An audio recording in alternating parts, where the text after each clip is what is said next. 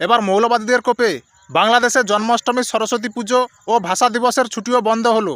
2026 সালে হিন্দুদের একাধিক উৎসবের জন্য বরাদ্দ ছুটি বাতিল করলো বাংলাদেশের ইউনূস সরকার। এমনকি বাংলাদেশে ভাষা দিবসেও আর সরকারি ছুটি থাকবে না। মে দিবসেও ছুটি দিচ্ছে না ইউনূস সরকার। বৃহস্পতিবার বাংলাদেশে মোহাম্মদ ইউনূস সরকারের নতুন বছরের ছুটির তালিকা প্রকাশ হতেই বিতর্ক তুঙ্গে উঠেছে। প্রকাশিত ছুটির তালিকা অনুযায়ী নতুন বছরে বাংলাদেশে মোট ছুটি রাখা হয়েছে 64 দিন। 2025 শিক্ষাবর্ষের তুলনায় 12 দিন কম ছুটি থাকবে এবার। হিন্দুদের অন্যতম প্রধান উৎসব সরস্বতী পুজোতে এবার আর ছুটি থাকবে না বাংলাদেশে।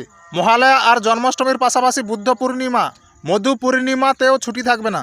নয়া নির্দেশিকায় বলা হয়েছে, গুরুত্বপূর্ণ জাতীয় দিবস যেমন 21শে ফেব্রুয়ারি, 26শে মার্চ, বাংলা নববর্ষ ও 16ই ডিসেম্বর যথাযথ মর্যাদায় বিদ্যালয়ে উদযাপন করতে হবে। তবে বাংলাদেশের সংখ্যালঘু হিন্দুদের উৎসবের দিনগুলিতে ছুটি বাতিলের নির্দেশকে ঘিরে চর্চা চলছে এপারের বাংলাতেও। এবং বাংলাদেশে ভাষা দিবসের ছুটি বাতিলের ঘোষণাকে মানতে পারছে না এপার বাংলার শিক্ষাবিদরা। ওয়াকি বহাল মোহালের মতে, ভাষা আন্দোলনকে বাংলাদেশের ইতিহাস থেকে মুছে দিতে নানা কৌশল নিয়েছে ইউনূস সরকার।